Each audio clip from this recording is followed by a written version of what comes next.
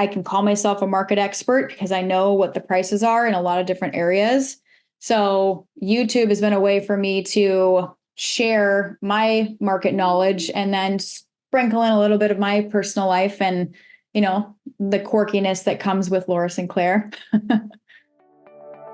Welcome to the Northwest Real Estate Roundup, the podcast where real estate meets reality. I'm your host, Steve Tytler, coming to you with 4 decades of experience in the trenches of real estate and the mortgage business. Today, we're diving deep into the tools, tips, and trends that make the industry tick. Join us as we unpack the secrets to success in real estate, share expert advice, and spotlight the innovators who are shaping our industry.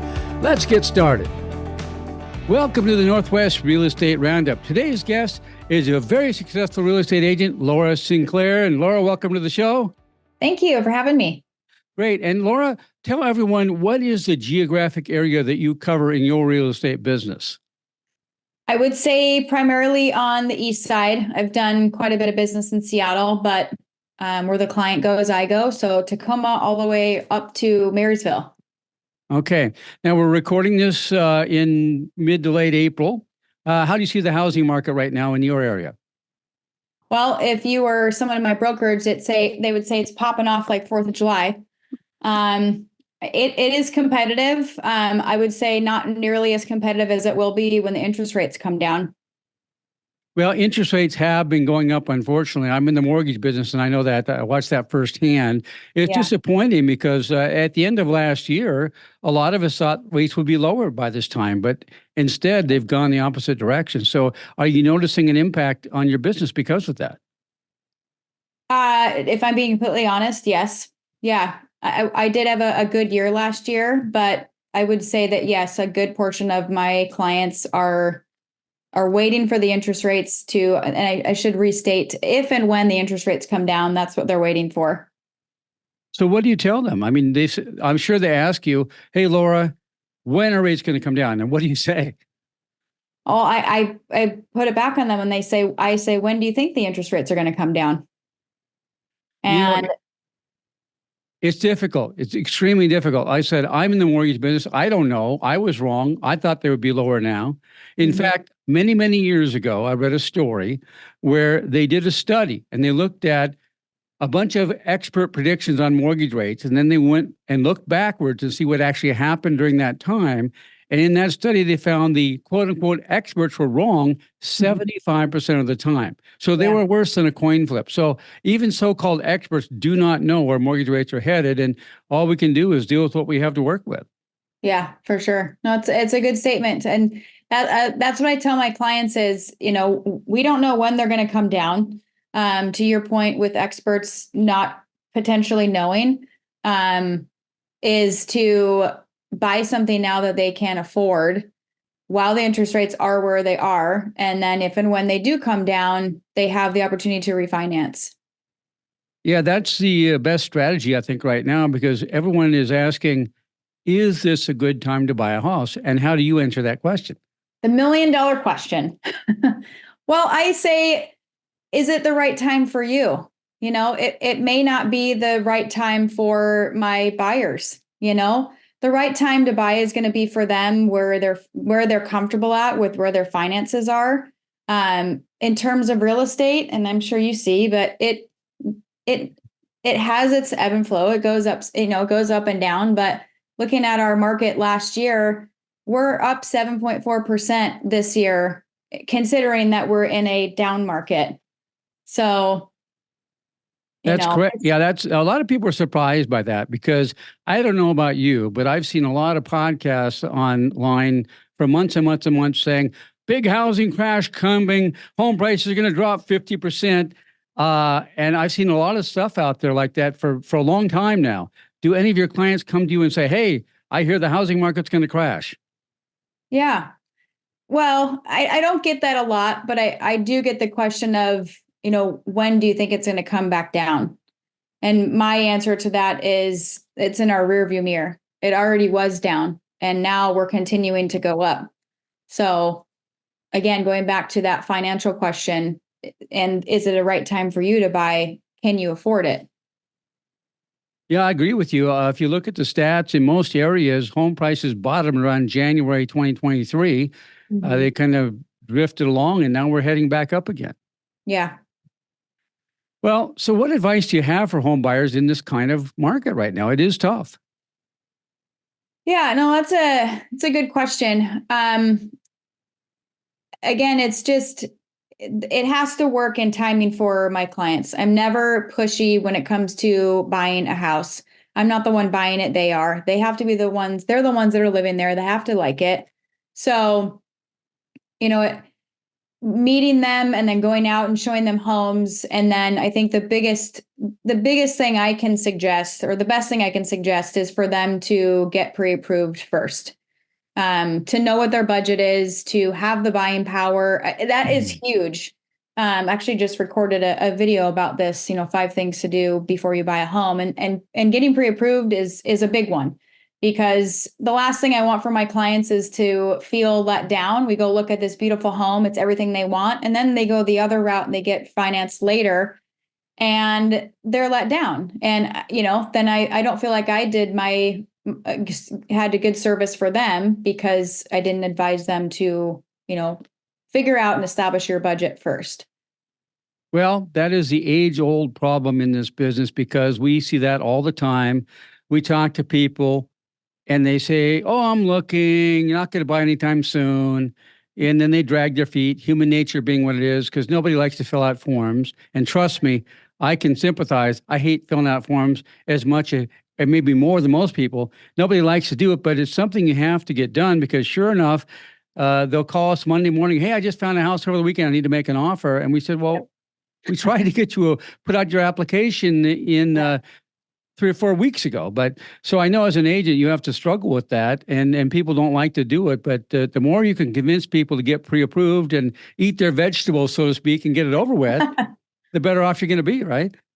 Right. Well, and it's a fire drill for everybody. It's not only a fire drill for me, but you obviously, having a mortgage company, that that it's now they got to go through the application process, hurry up and do it, and then I'm writing an offer for them, something that they've never seen before, and they all want it done before 12 o'clock. Right. And just as well as I do, that things come up on the finances where it might seem like it's going to be totally black and white. And then you start digging in there and you need this and you need that. And it takes longer than it should.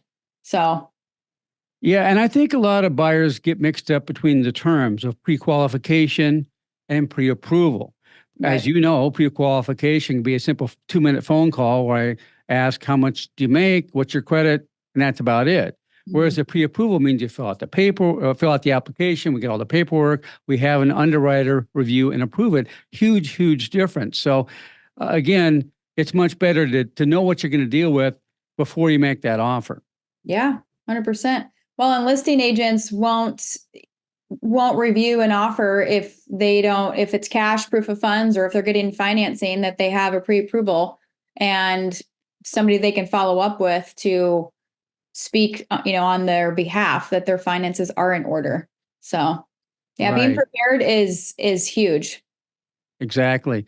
Now, Laura, I know you're a very successful agent.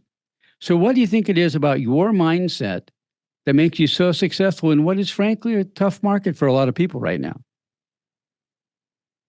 That's another great question. I pride myself on communication.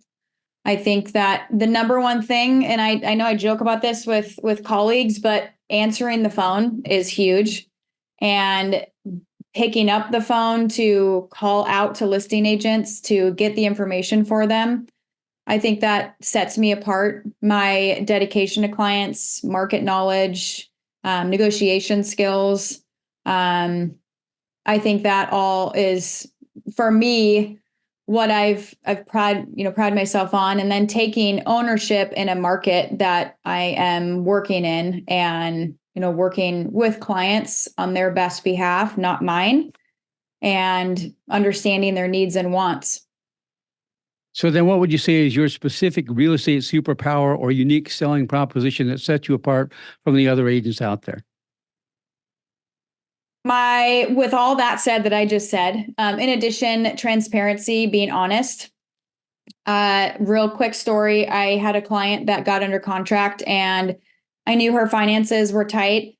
Seller didn't want to do nearly the amount of repairs that needed to be done. And I knew that she wasn't going to be able to afford it come after the fact, if anything else came up.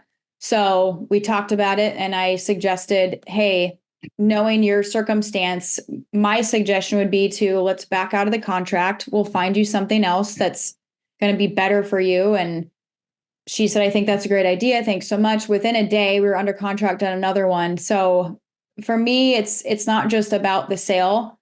My superpower is getting to know my clients. They're understanding their needs and wants. And again, making it about them. It's not about me.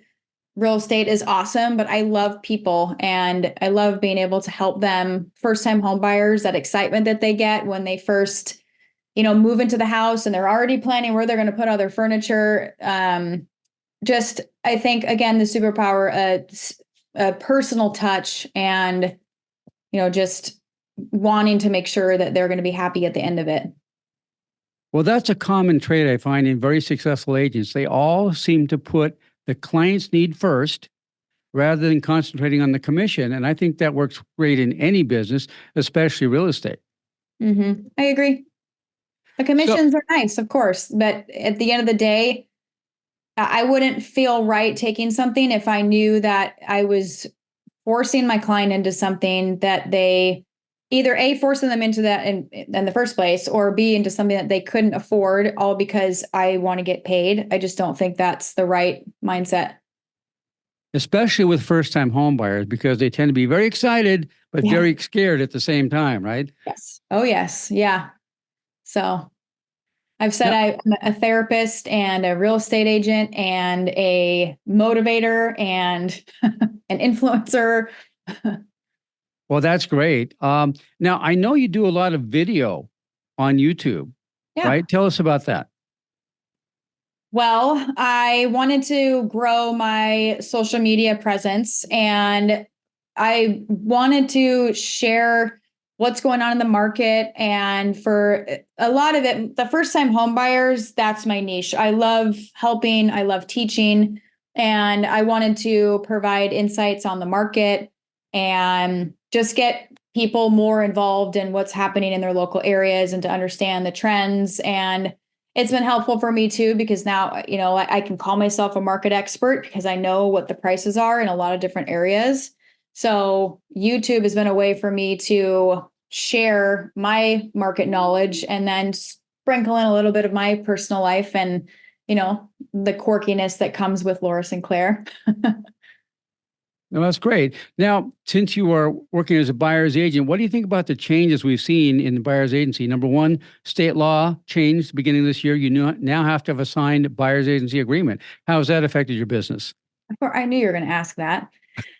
Well, it has. I have in resale, I have always had that buyer service agreement in place, but it was something that I did at the time of the offer.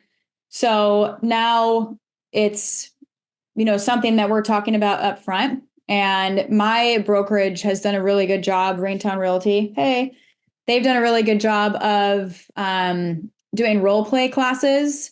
So we've been talking about this since last year. I want to say like August, September, like, hey, this is coming January. We need to be prepared for it. So just the conversation alone around it with clients has been easy, but it's then the next step of them like knowing, okay, I now have to sign an agreement with you and explaining the difference between the two, an exclusive or non-exclusive, and what that means for them. And the biggest question around it with clients is, oh, I'm going to have to pay your commission. Well, there are ways that we can structure the offer to make sure that they don't. My first and foremost is to not have my clients pay for it. Because let's be honest, at the end of the day, of course, you doing mortgages, we know that clients, first-time home buyers especially, are scrounging up down payment and closing costs, let alone do they have the extra 2.5% to 3% to pay a buyer's agent? Not all the time. So I try to make them feel comfortable with the overall of what the whole agreement means, where we're going to be working together, et cetera. And then once we've talked about it, it's gotten a lot it's smoother after that. But there's definitely been a lot of question around it and why they have to have it right now. And then the other side, I think it's been super helpful because just being blatantly honest, you find out real quick who is a serious buyer. Because if they want to start their journey with you and their real estate journey, they're going to sign that agreement with you and you start working together, and it's awesome. The other ones that don't want to, I understand the hesitance, but let's talk about it. Like, figure out what your questions are. And if they're not ready to buy, then great. I move on to somebody else that wants to work together. Well, and the whole issue of who pays the buyer's agent is becoming a big deal right now. Another agent told me they're starting to see some listings in the MLS with zero buyer's agency. Have you run into that yet? I have not, but I've run into it where it's less than what we've agreed to on my commission. And in that case, I will again structure it in the offer and ask the seller to pay the additional, half a percentage or a full percentage. Well, that's great. Now, good news is that Fannie Mae and Freddie Mac just came out with a rule this week saying that when a seller pays the buyer's agent commission, that will not be considered a contribution that counts against mortgage closing costs. And that's a huge deal. Yeah, I saw that. That's that. The question I have around that is that going to be looked at as they could potentially add it to the purchase price, and it's not going to be something that would be like part of their debt to income? Well, that's going to be the big issue in the mortgage industry is the limit on what percent a seller can contribute. Usually it's like 3% or something like that. And so if you had a 2.5% sales commission, that would wipe out most of the buyer's contributions. I mean, the seller's contributions to the buyer's closing costs. So it's complicated. And I still need to see how it's all going to shake out. But it's a step in the right direction for Fannie Mae and Freddie Mac to both say, we're not going to count this as part of that seller's contribution, which is typically limited to a certain percentage. So that's a big deal. Now, working out how it plays out in reality still remains to be seen, right? Yeah, no, I think that is huge. I read that and I agree with you. It's a step in the right direction to at least have that acknowledged, because there were a lot of questions around that at our brokerage on what is that going to look like. And for the fact that they're considering not having that be part of it is really big, especially for the buyers.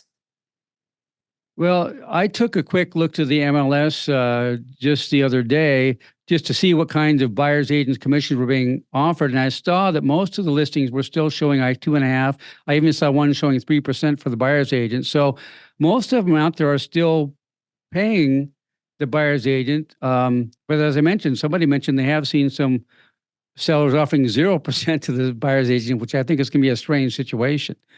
Yeah. Well, and it will be interesting to see what happens in July. But with that buyer service agreement, the buyers have the option, if they see a house at a 0% commission, they have the option to not look at that house. And that's what's a big thing that changed with that agreement is us as agents, we have to show a client a house no matter what the commissions were. Now it's changed where it could be a shall or shall not show you a home based off what the commissions are. I'm still going to show clients because if it's their dream home, I'm going to figure out a way to get the commissions covered. But that was a big thing. And that will be interesting because if it's not posted on there, it's not advertised anymore. Now it's a conversation with the listing agent on what did you and your seller agree on when you put your listing agreement together and what will they pay? And probably will be, a change to the service agreement, buyer service agreement that we already have, or they already amended in January. But I will be curious to see what that looks like for the buyer, if they can still do that and pass it. And if that happens, I see listings staying on the market a lot longer because they're not paying any commissions. Well, but everything is negotiable. It always has been. That's right. And I did an interview with another agent when the NAR settlement first came out. She said the exact same thing. It's always been negotiable. Mm-hmm. And she believed that most sellers will pay what has become a more or less traditional buyer's commission if they want to get the best agents like Laura to show the house. I mean, they're going to want agents like you showing their house. And I think we'll see, but I think most sellers will continue to offer the traditional buyer's agent commission. That's just my guess. What do you think? I think so too. Yeah. And here's the thing with real estate is there have been a lot of changes, but we've always figured it out. It's going to be a little bumpy in the beginning, adjusting to what it is, but we always figure it out. So I am not worried that will change because I do see the value in what a buyer broker brings to the table and supporting their client and having their best interests in mind when they're putting the offers together. And, buyers don't know what they don't know. So they need somebody to guide them through the process. Well, I know successful agents like you will always succeed. And when I talk to agents like yourself who are very successful, most of them have kind of a daily or weekly system they follow to keep their business going. Do you have a specific system you follow? I do. Yeah. It's Can you tell us about it? Yeah. So we do you want me to really dial it in for you, like Monday through Friday? Right. I mean, the audience for this podcast is primarily other real estate agents like yourself, and they would like to know as much as you are willing to share. So yeah. Let us know. That's awesome. Oh yeah, for sure. I love to help. And, I have other agents that I get ideas from too. So I think in this business, I think it's really key to share information and help others grow. So I am super organized. When I first got into real estate, my partner at the time that was training me, great that we worked similarly together. So, I think it's important to have folders and things set up. So for me, like Mondays, I go through my leads that I get. I do follow-ups on Tuesdays and Thursdays, generally between 5 and 7, because that's when people are home. You can do it throughout the day too. It's a hit or a miss on whether you get them. But Mondays are also days that I will do my market updates. I will do my video content that I'm going to do for the week. And, outside of showings, when I get requests for showings and clients that want to go out, and of course, some of that stuff gets thrown out of the whack or, out of order because the showings have to come first. But Wednesdays have Mondays also have a meeting. Thursdays have meetings as well. But I think the most important thing is just having a process and something that's going to guide you through your week. Like Mondays, I like to be proactive, so it sets my tone for the whole week. Wednesdays are generally open days, so I'll do more video content on those days. And this is leaking some of my secrets here, but I have a marketing gal that will do my videos for me because let's be honest, they take a lot of time to edit and she is fabulous. Shout out to Jaira. But that's important to have somebody that's going to be doing the videos for you. Obviously, we have the content and record it, but she goes in and she edits it. She knows what I like. And then we put that together and then put it out for the next week. So Fridays, I have tried to take off. Those have been my days off for years. Super flexible though, because if showings come up, then I do that. But Saturdays are open for showings all day long. Buyer consults, when I meet somebody new, those can be sprinkled in throughout the week, depending on their availability. But for the most part, everything is pretty structured throughout the week to set myself up for success. Look, let's listen. Nobody wants to make the phone calls, right? But that's where that's the old way of doing business. And I know maybe some people would disagree with me, but there's something to be said about getting on the phones and just calling people and just checking in with them to see, where they're at with their buying process. Are they still interested or are they not? But for me, I think it's continuing to stay on those, on track with what I do throughout the week and just staying organized. So keeping the systems in place. Well, I agree with you about the phone. Virtually every successful person I know in real estate and the mortgage business for that matter, really pound the phone. I mean, they work that phone. A marketing guy I know calls it the 800-pound phone that people are afraid to pick up. But the people who are successful like you are not afraid to pick up that phone and work it hard. Now, did I hear you say you make your prospecting calls in the evening between 5 and 7? Yes. So I used to do them on Tuesdays and Thursdays from 10 to 12.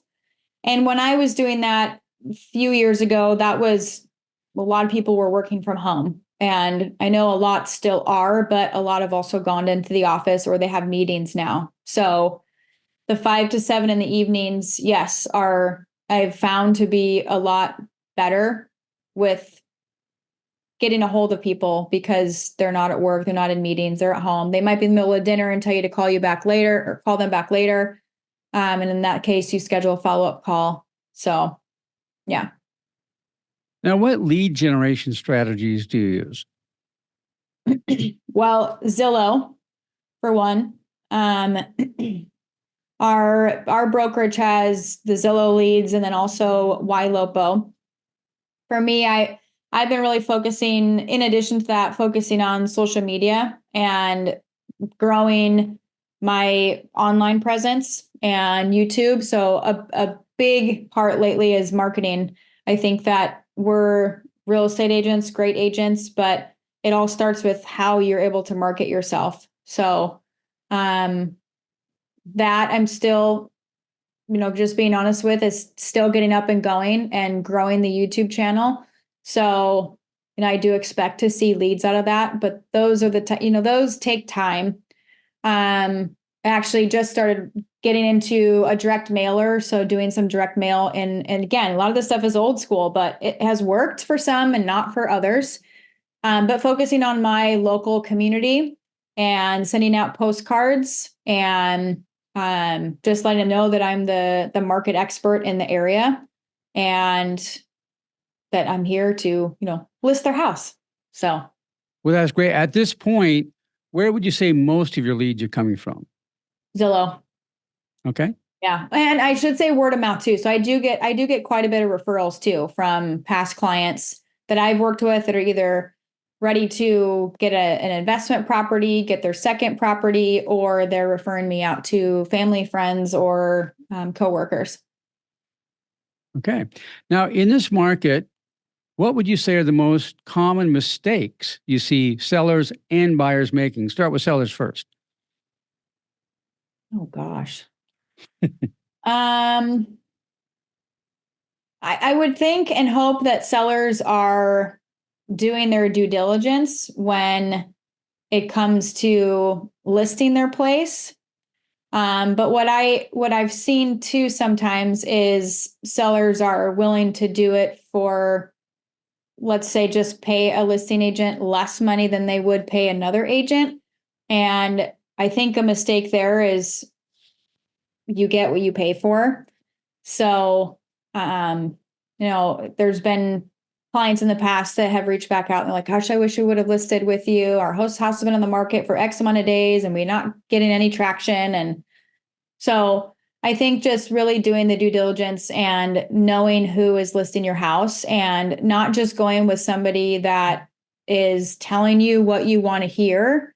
Because yes, we want to agree with you and we'll list your house for what you think you should. But at the end of the day, this is our industry. This is our profession. And I think just taking the guidance from a real estate agent that knows what they're doing. And by doing that is to do their due diligence on who the agent is. Okay. How about the buyer side? What kind of mistakes do you see people making? We talked about not getting pre-approved. Is there anything else you can think of that buyers are maybe not doing as well as they could? Yeah, the pre-approval, I think, is one. And this is kind of supporting you, but I think a mistake is just going online and getting an online approval when it may not be a full approval, and they use that and, aren't open to other recommendations. And then halfway through the contract, they find out that they actually haven't started financing, or 5 days in, they're actually not approved. And now what do we do? Again, goes back to the expertise of the real estate agent.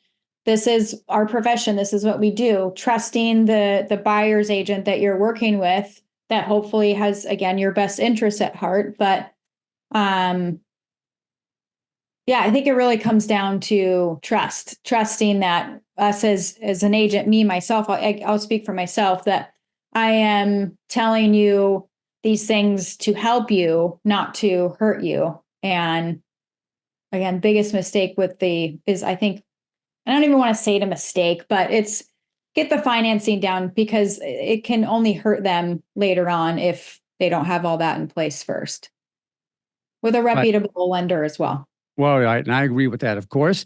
Now, is there anything you can think of that we have not discussed so far that you would like to bring up?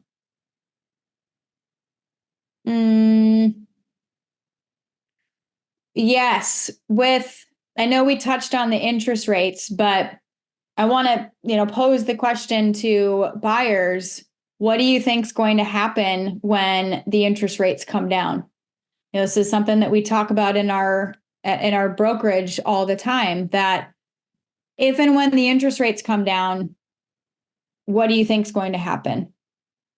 And if we're looking at, I just had a showing today that clients, I asked them, when did you buy it? She said, oh, we bought a year ago. I said, do you know what happened during COVID? And she said, yes, we put in, we're looking at multiple houses. I said, did you put in offers? She said, yeah. I said, how did that go? She goes, it was horrible, because we put in so many offers on so many homes, and we just stopped because we just were getting outbid, and we didn't want to pay over. And so we just stopped. And so, that's, I think, the biggest thing is, if and when the interest rates do come down, I don't know if it's going to happen like COVID, but I do see it going similarly to where multiple buyers are going to enter into the market. What's going to happen at that point? Multiple offers, driving the price up. You're getting rid of all of your contingencies, and your buying power is out the door. And if there's one thing I can suggest to people, is if you are interested in buying a house, buy a house or a condo or a townhome now. The famous saying, don't wait to buy real estate and wait, and get into something that you can afford, because I just see it being crazy again once the market comes, or once interest rates, if and when they do come down. I see it being a frenzy again. I mean, there's already offers now in areas that are going anywhere from, 10,000 to desired areas, 200,000 over the list price. It's happening right now. So what's going to happen when the interest rates go down? It's going to be that much higher. So I'm very passionate about this part. That's why I continue to drive that part home. And I can't stress enough how important it is to, if you want to buy something, just do it. Well, I agree with you 100%. Number one, I agree that when rates come down, I think they will come down eventually, you're going to see two things happen. Number one, all the sellers who are quote unquote locked into rates in their 3%, if we get down and say the fives, for example, I think a lot of people go, okay, that's close enough. I'll sell, because now I can buy another house. Nobody wants to sell a house where they have a 3% or 2.5% mortgage and buy a house with a 7 or 8% mortgage. But if they can sell their house and buy a house in the fives, okay, that's a whole different manner. So houses will come back on the market, which normally would increase inventory and slow the market down. But as you said, more buyers will come flooding in because now they can afford it. So I agree. It's going to be a combination of this driving the market up. If when rates come down, which is kind of the opposite of what a lot of people are saying online. A lot of people are predicting a housing crash still. Yeah. I mean, if I had a crystal ball, right? I wish, and I know a lot of people wish that too, but we have to advise our clients to do what works best for them. And nobody knows what's going to happen with the real estate. Like, to your point, even if you predict it to be X, it could be Y, and things could change. So, but if it's important for you to be a homeowner, then just buy. So. Well, I love your line where you said, don't wait to buy real estate and wait, because a lot of people misunderstand. Real estate is really a long-term investment. You shouldn't buy it and expect to sell in 2 or 3 years at a profit, because that rarely happens except in super hot markets. I tell my clients, don't buy a house unless you plan to live in it at least 7 to 10 years, because over the long haul, you're going to ride out any real estate cycle up and down. And so you don't have to time the market and buy at the bottom. You just buy and it will go up. Over 10 years from now, you can basically guarantee any house they buy today will be worth more money 10 years from now. It may go up and down in the meantime, but so a long-term investment. So if you're going to be in the house long-term and it's a place to live, not a short-term investment, it's always a good time to buy, in my opinion. Yeah. Yeah, true. And I think also to your point too, is to really going back to the buyer consult and understanding the needs and wants is how long do they plan on living there? Is this a short term? Because maybe I'm buying a condo now because it's what I can afford, and I buy a single family home later. Okay. Well, then if there's multiple offers on that house, I may not tell you to, or advise you to, I guess to change my words, you have to be careful in real estate, maybe suggest a higher price on it, because if you only plan on living there for 2 years, you may not recoup that in 2 years. So again, just understanding what they want and being able to help them through that process, because real estate it's a waiting game. Well, it certainly is. So I'm going to wrap up with one question for you. Okay. In your real estate career up to this point, is there one achievement or one moment that you are most proud of? What is the one thing you're most proud of that's happened to you or with you so far in your real estate career? I mean, there's a lot, but honestly, it would be last year, 2022, getting into 2023, making the choice to go out on my own. So I had worked new construction. I had worked with another company that was resale, but I was salaried, so I wasn't like fully on my own. It was the scariest but most rewarding decision that I could have made, and I wish I would have done it sooner, was to take a leap and not knowing what the next step, in a sense, not knowing what the next step's going to be, not knowing what the market's going to do, but believing in myself and my ability to work with people. And I honestly couldn't be happier. Well, that's fantastic. So a lot of people out there, a lot of agents, a lot of buyers are going to want to work with Laura Sinclair. So Laura, tell us how they can get a hold of you. So my phone number is 425-442-6265. Email laura@laurasinclairhomes.com. Those are the direct ways they can call, or they can text, they can email. And then I also have all my socials as well. So anywhere they can look at Laura Sinclair Homes. You can find it on Google, on YouTube. It's very easy, Laura Sinclair Homes. Well, that's awesome. Thank you very much for joining us today. I'm Steve Teitler. I'm the owner of Best Mortgage. If you have any friends, family, coworkers, or neighbors thinking about buying or selling, have them give us a call, because we'll give them honest advice you can trust. This has been the Northwest Real Estate Roundup. Tell your friends, tell other real estate agents, and we'll see you next week. Bye. Thank you. Thank you for joining us on today's journey through the dynamic world of real estate and mortgages. I'm your host, Steve Teitler, and this has been the Northwest Real Estate Roundup. Don't forget to subscribe for more expert advice, tips, and stories that empower you as a real estate professional. If you have questions or topics you want covered, drop us a line at our website. Until we meet again, here's to your success.